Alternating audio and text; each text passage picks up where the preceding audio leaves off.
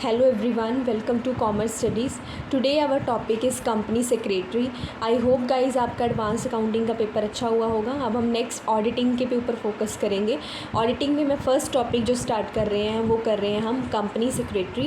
Company secretary का जो question है ये मैक्सिमम टाइम्स एग्जाम्स में आता है कि ये क्वेश्चन इस फॉर्म में आता है कि discuss the duties and liabilities of the company secretary. तो हम इसको स्टार्ट करते हैं। देखो ये कंटेंट आप स्क्रीनशॉट ले लेना। मैक्सिमम स्टूडेंट्स के मुझे मैसेजेस आते हैं कि मैम आप अपनी नोट्स शेयर कर दीजिए।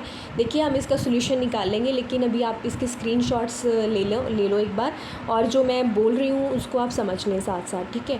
तो हम पढ़ते हैं कि कंपनी सेक्रेटरी क्या होता है। कंपनी सेक्रेटरी क्या है कि एक सीनियर लेवल मैनेजरियल पर्सोनल होता है, जो मतलब हर एक, चाहे वो पब्लिक कंपनी है चाहे वो प्राइवेट कंपनी है, हर कंपनी में जो कंपनी सेक्रेटरी का एक इम्पॉर्टेंट रोल होता है।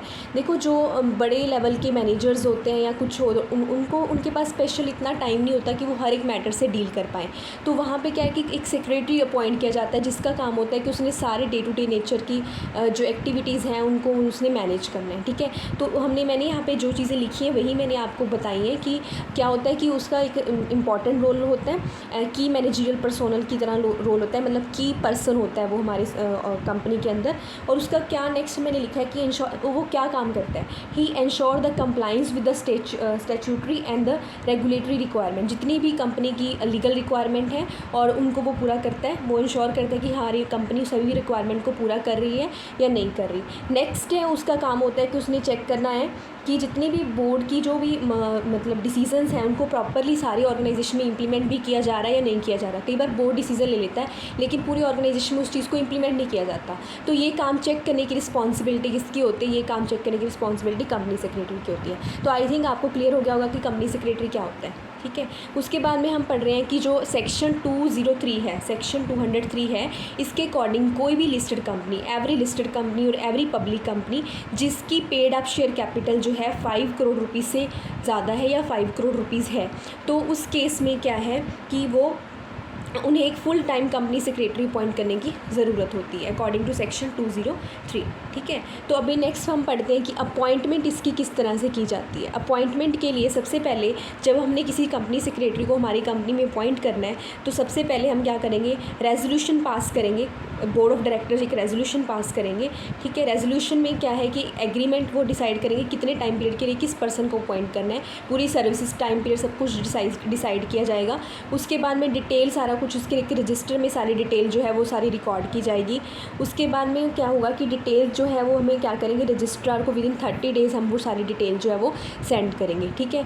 जो उसके बाद में जो हमारी रिटर्न होती है DIR और MRI एक कुछ रिटर्न्स होती हैं वो हम विदिन 60 डेज़ जो है हमारे रजिस्ट्रार के पास फाइल करेंगे जो हमारी डिटेल है, ठीक है। उस एग्रीमेंट में जो हमने डिसाइड किया उसके फॉर्म्स होते हैं वो हमें रजिस्ट्रार के पास विदिन 60 डेज़ जो है वो डिपॉजिट करने पड़ेंगे। तो इस तरह से उसे अपॉइंट किया जाता है। पहले हमने रेजोल्यूशन पास किया, एग्रीमेंट बनाया, उसके बाद में उसे रजिस्टर में रिकॉर्ड किया, फिर वो रजिस्ट्रार के पास फाइल कर दिया। आपको पता है कि जितने भी इंपॉर्टेंट डॉक्यूमेंट्स होते हैं वो कंपनी के रजिस्ट्रार के पास से डिपॉजिट करवाए जाते हैं। तो ये एक प्रोसीजर था अपॉइंटमेंट का।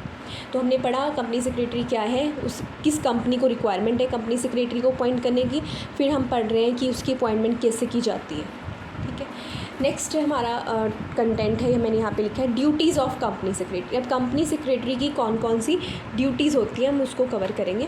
देखो ड्यूटीज़ क्या है कंपनी सेक्रेटरी की। फ़र्स्ट हम इसको दो पार्ट में डिवाइड कर लेते हैं। एक तो स्टैट्यूटरी ड्यूटीज़, मतलब लीगल जो ड्यूटीज़ हैं वो एक्ट के अकॉर्डिंग, और कुछ है नॉन स्टैट्यूटरी ड्यूटीज़ जो लीगल नहीं है, ऐसे ही उसकी रिस्पॉन्सिबिलिटी है, वर्क बनता है, उसका काम बनता है, तो वो इधर आ गया, ठीक है। तो हम पढ़ेंगे स्टैट्यूटरी ड्यूटीज़ कौन कौन सी under the companies act 2000, companies act rules बने थे 2014 में, उसके अंडर उसकी क्या ड्यूटीज़ बनती हैं।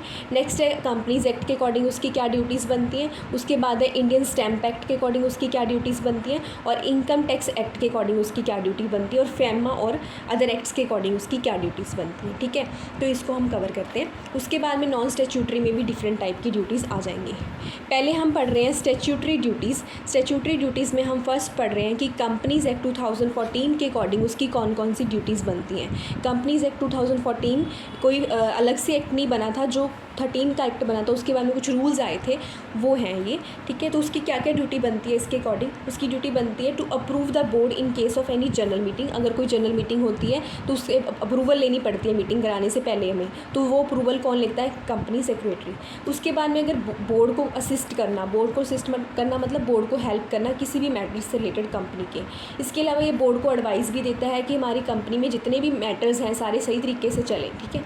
Next is maintain the minutes. Minutes होते हैं कि कंपनी जब हमारी कोई मीटिंग होती है तो उसके एंड में कंक्लूजन निकलता है, तो जो कंक्लूजन निकलता है तो उसे हम क्या कहते हैं, एक मिनट की फॉर्म में वो रिकॉर्ड कर लेता है, तो उसे कहते हैं maintain the minutes.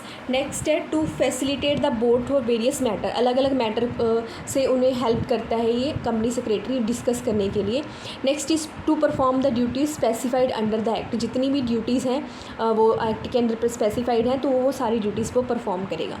And to represent the company before any regulator. बाहर से कोई पर्सन आता है तो वो कंपनी को रिप्रेजेंट कौन करता है? एक पर्सन कंपनी के बारे में बताता है, तो वो कौन करता है? वो कंपनी सेक्रेटरी करता है, ठीक है। तो अभी हमने पढ़ा कि स्टैट्यूटरी ड्यूटीज़, स्टैट्यूटरी और नॉन स्टैट्यूटरी दो तरह की होती है।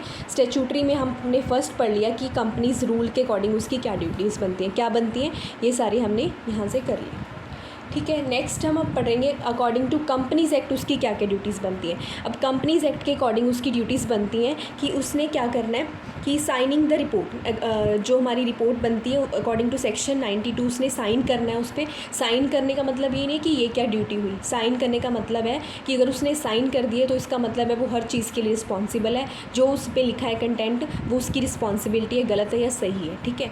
Next is issue the share certificate. उसका काम होता है कि शेयर सर्टिफिकेट उसने इशू करने होते हैं सेक्शन 56 के according. Next is prepare the minutes. जितने भी कंपनी के मिनट्स होते हैं वो सेक्शन 118 के अकॉर्डिंग विद इन 30 डेज़ वो प्रिपेयर करता है। मिनट्स होते हैं कंपनी का जो कंक्लूजन निकलता है उसे रिकॉर्ड करना। नेक्स्ट इज रेजोल्यूशन फाइल करता है वो अकॉर्डिंग टू सेक्शन 117 सेक्शन के अकॉर्डिंग, ठीक है। नेक्स्ट इज इंस्पेक्शंस जो है वो कॉपी रजिस्ट्रार फाइल करता है। नेक्स्ट क्या है कि वो जितने भी नोटिस है वो सारे सेंड करने का काम भी वो खुद ही करता है। Next is Indian stamp act के अकॉर्डिंग इसकी ड्यूटीज़ बनती है to ensure the proper stamp, कि सभी चीज़ों के प्रॉपर स्टैम्प डॉक्यूमेंट हो।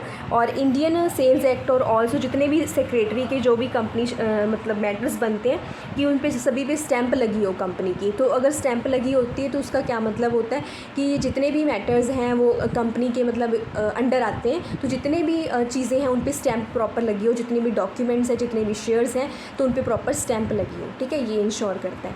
नेक्स्ट इसका काम है इनकम टैक्स एक्ट 1961 के अकॉर्डिंग क्या क्या ड्यूटीज़ बनती है कि हम अब देखो TDS, अगर मान लो कोई कंपनी है उसने TDS डिडक्ट किया। TDS होता है कि मान लो किसी एम्प्लॉय को हमने 1 लाख सैलरी दी, उसमें से उसका टैक्स काट के हमने सैलरी दी, ठीक है। टैक्स उसकी बनती तो मान लो सैलरी 1,20,000 थी, उसमें से टैक्स निकाल के हमने उसको 1 लाख ही पे किया सपोज करो, तो वो TDS अब 20,000 तो उस कंपनी के पास आ गया ना। तो उसकी जो रिस्पॉन्सिबिलिटी है सेक्रेटरी की कि ये चीज़ को उसने चेक करना होता है कि जितना भी टैक्स हमने एम्प्लॉय का डिडक्ट किया, क्या हमने एक्चुअली से गवर्नमेंट को डिपॉजिट किया भी या नहीं डिपॉजिट किया, तो ये उसकी रिस्पॉन्सिबिलिटी बनती है।